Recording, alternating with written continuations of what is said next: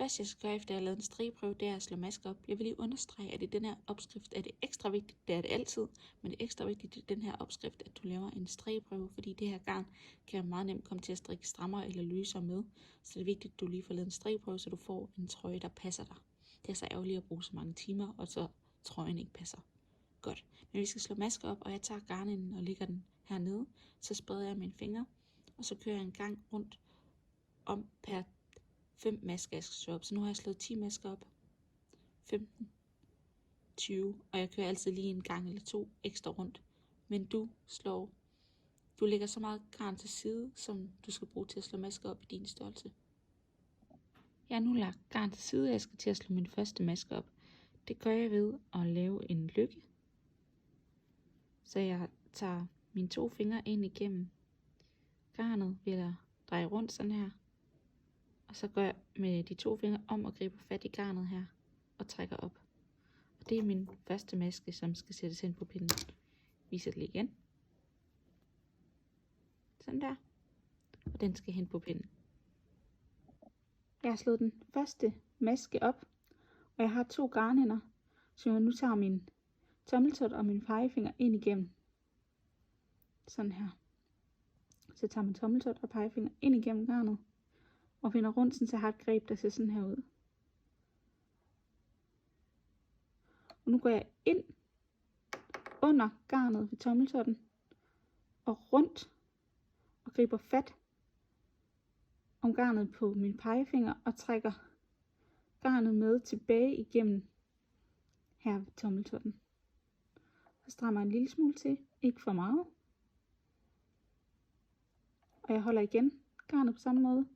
Jeg går ned under pegefingeren og rundt og griber fat om garnet på min pegefinger og trækker garnet med tilbage igennem de 2 tråde ved pegefingeren.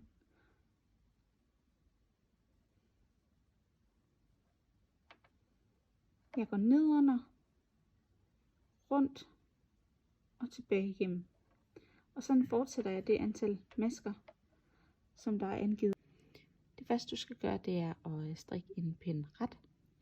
Og jeg vil lige vise, hvordan du laver en ret maske. Det kan godt være en lille smule svært at se med det her garn, men jeg håber det går. Du skal ind i masken den her vej fra, når du skal lave en ret maske.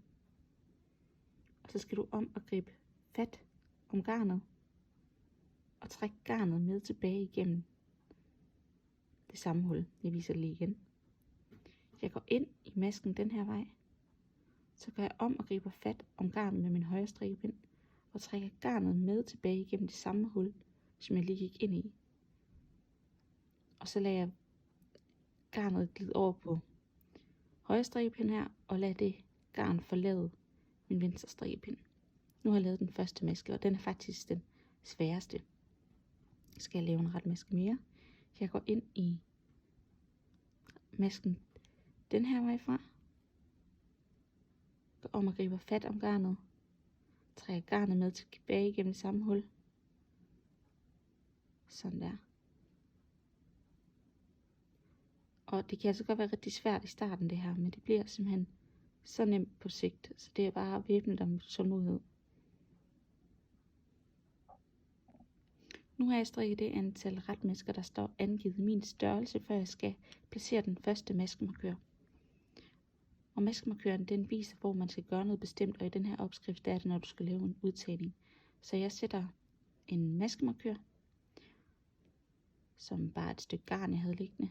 Jeg har lavet en lille lykke på, og så strikker jeg retmasker videre, indtil jeg skal placere den næste maskemarkør. Og det gør du. Du skal placere 4 maskemarkører på den her retpind, så du strikker retpinden ud og placerer din maskemarkør.